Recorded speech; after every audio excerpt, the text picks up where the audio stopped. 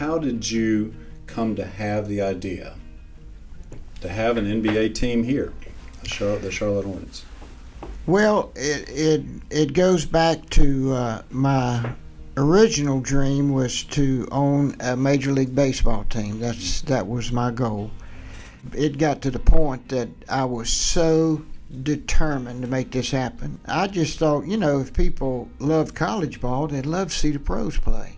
One thing that would really make an incredible impression on the ownership in the league, a lease on that new building they're building in Charlotte for a real low number. I talked to Harvey. I said, Harvey, wouldn't it be great if we get a team? He said it would be incredible. I said, if you can do something for me, and I promise you, you'll benefit. This city will benefit, this state will benefit. And he said, what do you want? I said, I'd like to have a lease, rent, on this new building for $1 a year. He smiled and said, you crazy? I would get run out of town. I said, Harvey, let me explain here. I want you to benefit too. And if you give me that lease, I promise you that that's going to help more than anything getting a team. I'm going to open some eyes if we can do that.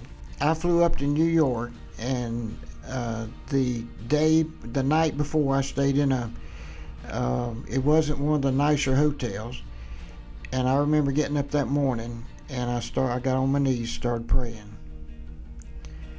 And I said, Lord, I can't do this by myself. I'm scared to death. I just don't feel like I can do a good job. I've practiced. I'm ready. Just be with me. Help me. It was at a hotel where the league office was meeting, and I had to go in and make my presentation. I knocked it out of the park. I mentioned that I've also got a contract, and I had something from Harvey that said that we'll give him a lease for $1 a year. And when I passed that up and they read that to the one guy in the back, said, well, hell, I'm moving my team to Charlotte. And David said, no, you're not. You're not. Just sit down. The final day, the expansion committee was meeting on April Fool's Day. And that was 1987. I got a call from David saying, George, I'll call you today. The expansion committee's meeting. I'll call you today and let you know what's what. And I said, okay. So I recall I was in the office. I thought I'd get a call by 5 o'clock. Didn't happen. I stayed at the office till 8 o'clock. No call. And I started, for the first time, feeling so negative. I said, he's not calling me because he's going to wait till in the morning so I can get a decent night's sleep. And so I drove home, started driving home. It was close to 9 o'clock. I pulled in the garage. And when I pulled in, of course, the garage door opened up, and I pulled in, and the steps going into the house, my son opened the door. Dad, David Stern called you. You need to get in here and call him back. And I said, oh, gosh, he's called me this late. It's not good news.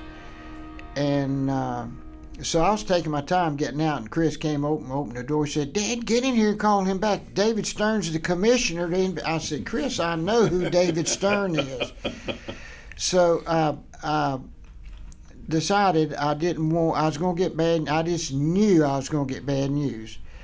And I said, I cannot let my family see me crying.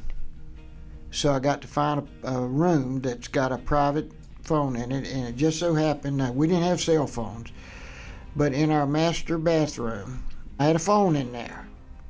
And we had a door you could close, so I could close the bedroom door, the bathroom door, and the toilet door, and nobody could hear me cry. And I sit down on that seat and called him back. And I remember as clear as it is now that this girl answered the phone, and she was so cheerful. It was 9 p.m., And she said, "Good evening, NBA." And I said, "Miss, this is George Shinn. I'm returning Commissioner Stern's call." "Hold on." And you know, when you're waiting on something like that, it seems like forever. Yeah. I waited, and Russ Granite came on the phone.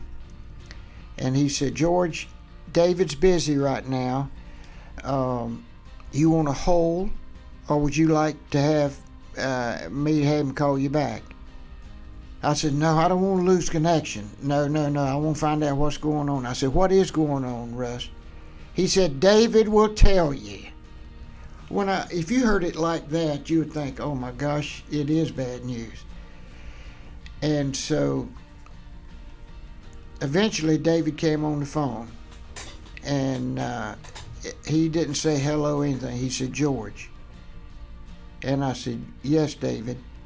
He said, "Look, the day's April Fool's Day, but what I'm about to tell you is not an April Fool's joke." He said, "I'm calling you first because you have been selected first." I started crying. It was so emotional time in my life. I just could not believe it. I remember driving to Max Mulliman's house, and I could hardly talk to him. I was crying so much. We was hugging each other and kissing each other. It was crazy. City of Charlotte embraced me. They lifted me up and supported me. It was an incredible experience, one I'll never forget. And it was a turning point in my life.